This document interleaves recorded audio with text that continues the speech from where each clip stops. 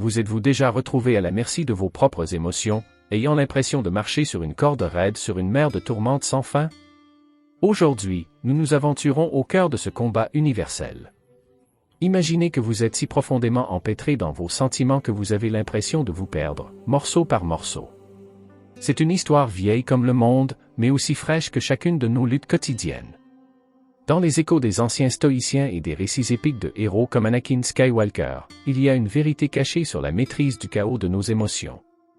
Ce n'est pas seulement de la philosophie, c'est un guide pratique pour transformer nos peurs les plus profondes en pierres de guet vers la croissance et la résilience. Donc, si vous vous êtes déjà senti submergé par vos sentiments, ou si vous cherchez un chemin vers l'équilibre émotionnel, vous êtes au bon endroit. Ensemble, nous allons percer ces mystères et nous embarquer dans un voyage pour reprendre le contrôle de notre monde émotionnel. Prêt à transformer vos batailles émotionnelles en victoire? Plongeons dans cette aventure. Et alors que nous nous lançons dans ce voyage révélateur, n'oubliez pas d'appuyer sur le bouton j'aime, de partager cette vidéo avec vos amis et de vous abonner pour recevoir du contenu plus perspicace.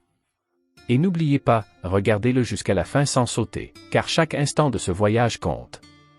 Étape 1. Éloignez-vous un moment. La première étape pour gérer les émotions et les situations accablantes est de vous accorder une petite pause.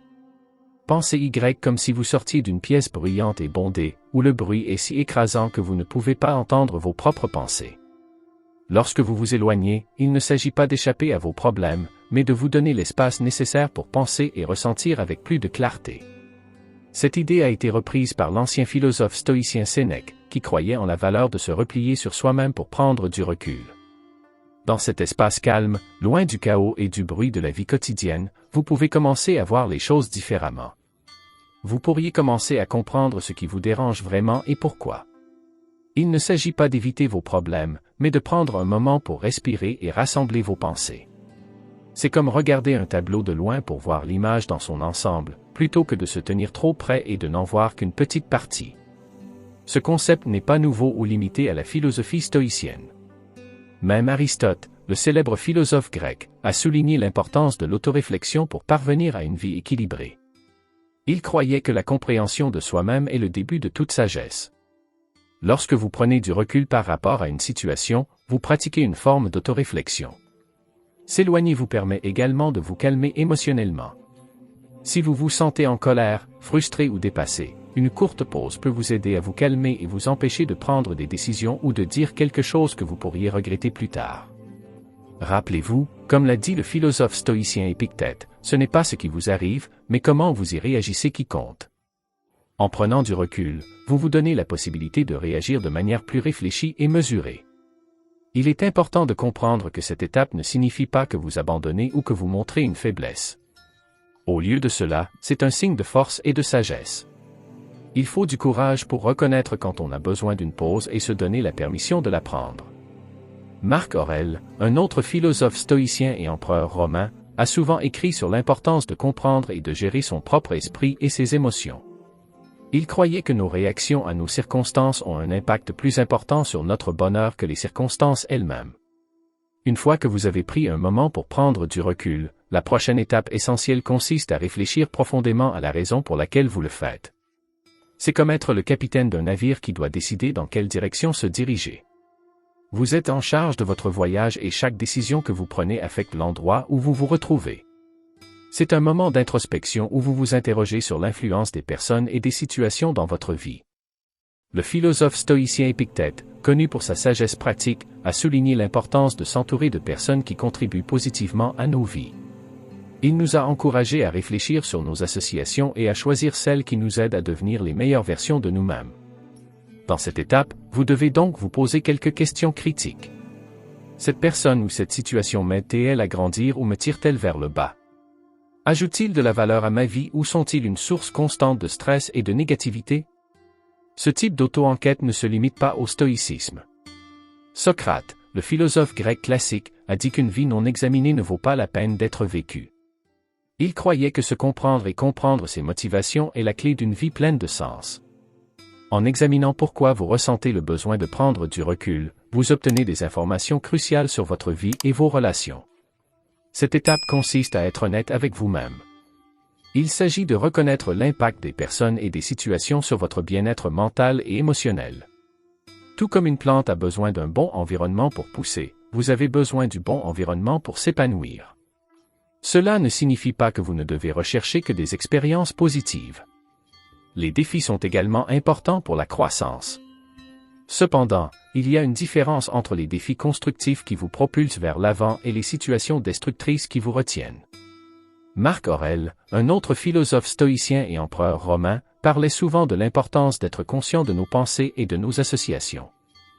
Il croyait au pouvoir de l'esprit pour façonner nos expériences et nos réactions à celles-ci. En réfléchissant aux raisons pour lesquelles vous avez pris du recul, vous pratiquez cette pleine conscience. Vous tenez compte non seulement des effets immédiats de votre environnement, mais aussi de leur impact à long terme sur votre croissance et votre bonheur. Dans le voyage de la découverte de soi et de la gestion émotionnelle, une étape cruciale consiste à demander conseil ou simplement à converser avec quelqu'un en qui vous avez profondément confiance.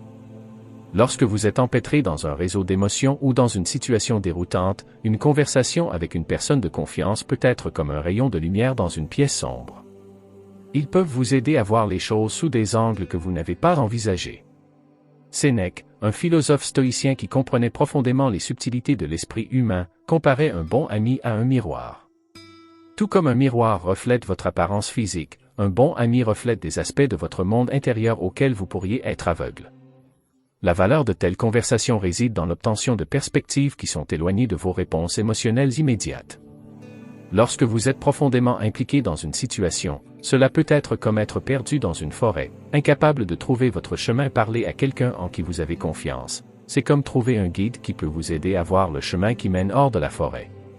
Ils peuvent vous aider à naviguer à travers la confusion et la tourmente émotionnelle en vous offrant des idées ou simplement en écoutant, ce qui en soi peut être incroyablement thérapeutique. Cette idée de rechercher des perspectives extérieures ne se limite pas au stoïcisme. Le philosophe grec Socrate a souligné l'importance du dialogue dans la recherche de la vérité et de la connaissance de soi. Il croyait qu'en posant des questions et en discutant, nous pouvons découvrir une compréhension plus profonde de nous-mêmes et de nos situations. De même, en parlant à quelqu'un en qui vous avez confiance, vous vous engagez dans un processus d'exploration, non seulement de la situation, mais aussi de vos propres pensées et sentiments. De plus, il est important de choisir judicieusement à qui vous parlez. La personne doit être quelqu'un qui vous comprend, quelqu'un qui peut écouter sans jugement et offrir des idées prévenantes et utiles. Dans le contexte de la philosophie occidentale, Aristote a parlé de l'importance de l'amitié et du rôle qu'elle joue dans le développement d'une vie bonne et vertueuse. Il croyait que les vrais amis s'entraident pour grandir et s'épanouir. Étape 4. Fixez des limites à vos émotions. La gestion de nos émotions est un aspect crucial pour vivre une vie équilibrée et épanouissante. Il est important de comprendre que les émotions, tout comme les vagues dans l'océan, font naturellement et inévitablement partie de notre existence. Nous ne pouvons pas empêcher ces vagues d'arriver, mais ce que nous pouvons faire, c'est apprendre à les traverser efficacement. Épictète, un philosophe stoïcien, a profondément affirmé que ce ne sont pas les événements eux-mêmes qui nous dérangent, mais notre interprétation de ces événements. Cela met en évidence le pouvoir que nous avons sur nos réponses émotionnelles. Pensez à vos émotions comme à un spectre. D'un côté, il y a des sentiments calmes et doux, et de l'autre, il y a des émotions intenses et écrasantes. Il est normal de faire l'expérience de toute la gamme de ce spectre, mais la clé est de ne pas laisser les émotions intenses prendre le contrôle et vous faire dévier de votre trajectoire. Vous devez reconnaître et comprendre vos émotions, mais aussi fixer des limites afin qu'elles ne dictent pas vos actions et vos décisions. Ce concept de contrôle de nos réactions et non de nos émotions elles-mêmes trouve également un écho dans la philosophie occidentale. Platon, par exemple, a discuté de l'idée de l'orige, de la raison, qui doit contrôler les chevaux, des passions et des appétits. Cette métaphore illustre magnifiquement le concept de ne pas être esclave de nos émotions, mais plutôt de les guider avec raison et compréhension. De plus, fixer des limites à vos émotions ne signifie pas les supprimer ou les ignorer. Cela signifie les reconnaître, comprendre leurs sources, puis prendre une décision consciente sur la façon de réagir. C'est là que la sagesse de Marc Aurèle, un autre philosophe stoïcien et empereur romain, devient pertinente. Il croyait au pouvoir de l'esprit pour créer une forteresse intérieure personnelle, où, malgré ce qui se passe à l'extérieur, vous pouvez maintenir un sentiment de paix et de rationalité.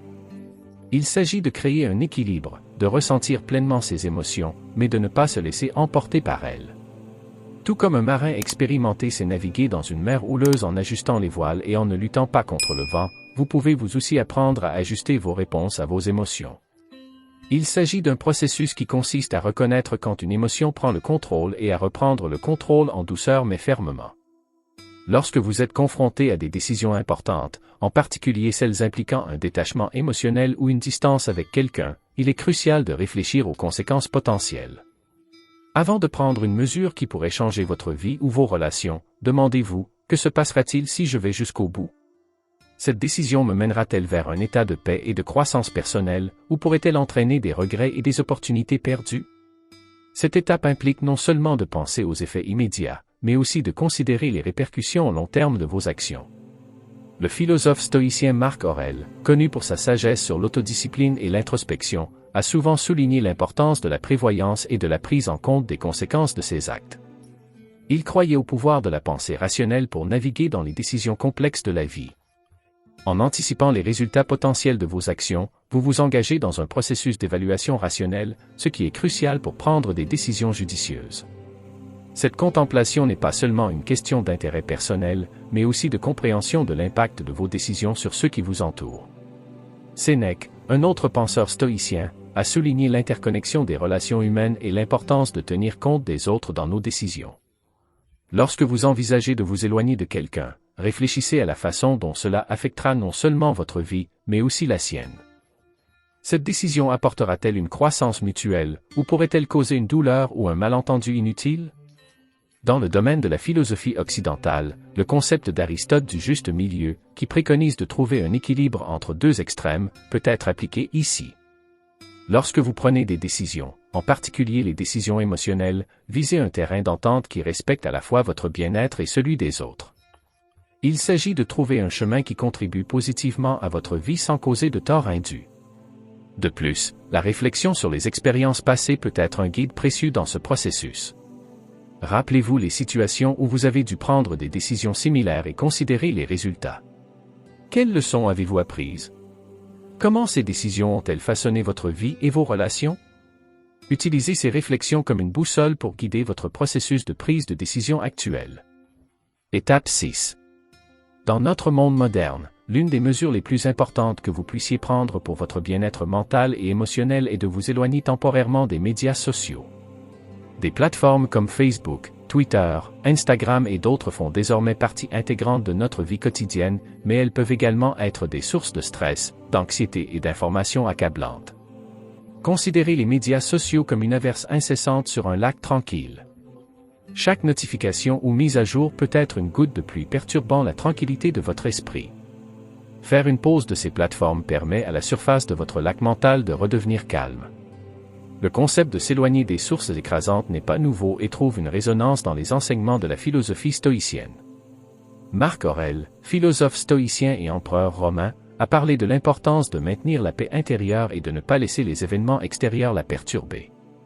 Il croyait qu'il fallait se concentrer sur les choses sous notre contrôle et lâcher prise sur ce que nous ne pouvons pas contrôler. En termes modernes, nous ne sommes peut-être pas en mesure de contrôler le flux ininterrompu de contenu sur les médias sociaux, mais nous pouvons contrôler notre engagement avec celui-ci. Pendant cette pause des réseaux sociaux, concentrez-vous sur les activités qui vous apportent joie et paix. Il peut s'agir de lire un livre, de passer du temps dans la nature, de pratiquer un passe-temps ou simplement de profiter de moments calmes. La clé est de s'engager dans des activités qui reconstituent votre énergie mentale plutôt que de l'épuiser. Cela s'aligne sur le concept de démonie, un terme utilisé par Aristote, qui fait référence à un état d'être axé sur la réalisation du bien humain le plus élevé et sur la vie de vertu et d'épanouissement. De plus, faire une pause des réseaux sociaux offre l'occasion de se reconnecter avec soi-même et son environnement immédiat. Il est facile de se perdre dans le monde virtuel et de perdre le contact avec les beaux aspects tangibles de la vie qui sont juste devant nous. Platon, un autre grand philosophe, a souligné l'importance de comprendre la réalité qui nous entoure par opposition aux ombres et aux reflets que nous pourrions percevoir comme la réalité. Dans le contexte des médias sociaux, cela signifie prendre du recul par rapport aux représentations en ligne organisées et souvent déformées de la vie pour apprécier et s'engager avec le monde réel. Étape 7. Concentrez-vous sur ce dont vous avez vraiment besoin. La dernière étape, et peut-être la plus cruciale, dans la gestion de votre bien-être émotionnel est de vous concentrer sur ce qui est véritablement essentiel pour votre bonheur et votre croissance. Cette étape concerne l'introspection et l'identification de ce qui nourrit votre âme et votre esprit. Imaginez votre vie comme un jardin. Tout comme un jardin a besoin d'un bon équilibre entre la lumière du soleil, l'eau et les nutriments pour s'épanouir, votre vie a besoin d'un mélange d'éléments qui favorise votre croissance personnelle et émotionnelle. Ce processus de se concentrer sur ce dont vous avez vraiment besoin rappelle les enseignements des philosophes stoïciens comme Marc Aurèle. Aurèle a souvent parlé de comprendre ce qui est essentiel dans la vie et de lâcher prise de ce qui n'est pas nécessaire. Il croyait en l'importance de se concentrer sur les choses qui sont sous notre contrôle et qui contribuent positivement à notre bien-être. Dans votre vie, cela peut signifier donner la priorité aux relations qui vous enrichissent, vous engager dans des activités qui vous apportent de la joie et cultiver des habitudes qui soutiennent votre santé mentale et physique. De même, Épictète, un autre philosophe stoïcien, a souligné l'importance de discerner entre ce dont nous avons besoin et ce que nous voulons. Il a enseigné que la vraie liberté et le vrai bonheur ne viennent pas de l'acquisition de ce que nous désirons, mais du désir de ne désirer que ce qui est en notre pouvoir d'atteindre. En termes modernes, cela pourrait être compris comme se concentrer sur vos valeurs et vos objectifs personnels plutôt que de vous laisser prendre par des définitions externes du succès et du bonheur. D'ailleurs, cette démarche entre en résonance avec le concept de démonie, terme utilisé par Aristote, qui désigne un état de bien-être et de bien-vivre. Aristote croyait que la réalisation de l'eudémonia implique l'accomplissement de votre vraie nature, qui peut être découverte par l'autoréflexion et la compréhension de ce qui est vraiment important pour vous. Cela signifie identifier et nourrir vos forces, vos passions et vos valeurs. Il s'agit aussi de se simplifier la vie pour se concentrer sur ce qui compte le plus. Cela peut impliquer de désencombrer votre espace physique, ce qui peut également conduire à un désencombrement de l'esprit. Il s'agit de réduire le bruit et les distractions qui vous éloignent de votre chemin de croissance personnelle et de bonheur. Essentiellement, se concentrer sur ce dont vous avez vraiment besoin consiste à mieux vous comprendre. Il s'agit de reconnaître ce qui vous apporte le bonheur, la paix et l'épanouissement authentique, et de faire de ces choses une priorité dans votre vie. Il ne s'agit pas d'une tâche ponctuelle, mais d'un processus continu de découverte de soi et de croissance. Au fur et à mesure que vous évoluez, vos besoins peuvent changer, et il est important d'être flexible et adaptable dans votre approche. N'oubliez pas qu'en nourrissant votre jardin personnel avec ce dont il a vraiment besoin, vous ouvrez la voie à une vie qui n'est pas seulement vécue mais bien vécue, riche en croissance personnelle et en épanouissement. Alors que nous terminons notre voyage ensemble aujourd'hui, n'oubliez pas que le chemin vers le bien-être émotionnel n'est pas seulement une série d'étapes. C'est un voyage de toute une vie de découverte de soi, de croissance et de résilience. Chaque moment d'introspection, chaque décision de se concentrer sur ce qui compte vraiment, est un pas vers un vous plus épanoui et plus paisible. Votre vie, tout comme un jardin magnifiquement unique, prospère grâce aux soins et à l'attention que vous lui accordez. Alors, nourrissez-le d'amour, de compréhension et de sagesse. Alors que vous continuez à naviguer dans le vaste océan de la vie, gardez ces enseignements comme vos étoiles directrices. Et n'oubliez pas que vous avez la force et les outils nécessaires pour naviguer même sur les mers les plus orageuses.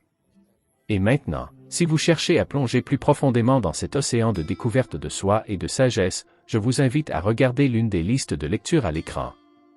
Chaque vidéo est un phare de connaissances et de perspicacité, conçu pour vous guider davantage sur ce chemin de croissance personnelle et de maîtrise émotionnelle.